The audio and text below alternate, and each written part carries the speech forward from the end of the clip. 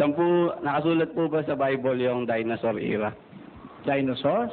Oo. Pakinggan mo sa 1 ng Henesis. At sinabi ng Diyos, bukalan ang lupa ng mga may buhay na kinapal, ayon sa kani-kanyang uri ng hayop at ng mga kinapal na umuusad, at ng mga ganid sa lupa, ayon sa kani-kanyang uri, at nagkagayon. Sabi ng Diyos sa Henesis, nung ginagawa niya lahat ng bagay, bukalan ng lupa ng iba't ibang mga buhay, ng kinapal na may buhay. Yung mga gumagalaw, yung mga nagsisigapang, etc., etc. At nagkagayon.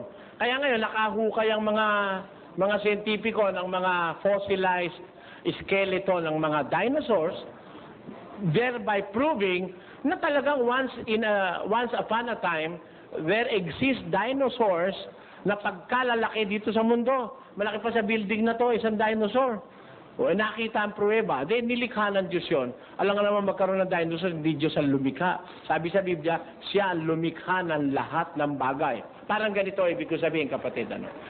Sa Biblia, wala kang mababasang ampalaya. Wala.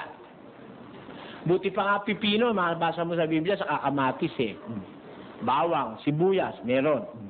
Pero ampalaya, wala. Pero may mababasa kang ampalaya.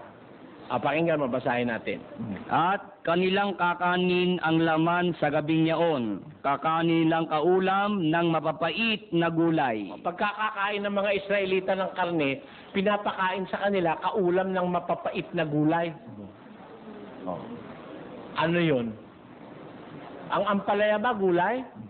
Gulay. Hindi naman prutas ang ampalaya, gulay yan ang ampalaya ba'y mapait? Mapait. Kasama na ampalaya ron pag sinabing mapapait na gulay. Ibig ko sabihin, hindi mamabasa yung salitang dinosaur, kasama na yun sa sinabi ng Diyos na nilikha niya lahat ng umuusad, lahat ng gumagalaw sa lupa. Kasama yung dinosaur doon.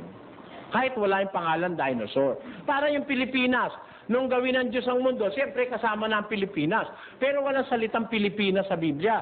Kasi yung salitang Pilipinas, nagkaroon lang noong 1543. Tayo po'y nasakop ng Kastila 1521. Tapos, nung masakop na tayong todo-todo mula Luzon hanggang Mindanao, pinangalanan ng kapuluang ito, Las Islas Filipinas, sa karangalan ni Haring Felipe ng Espanya. Kaya, Philip of Spain. Doon ang galing yung Philippines.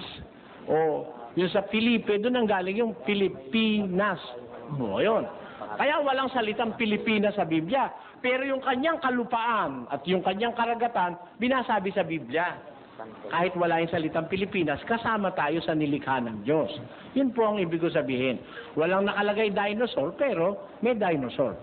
Walang nakalagay na ampalaya, pero may ampalaya. Nakuha mo punto ko, kapatid? Salamat po.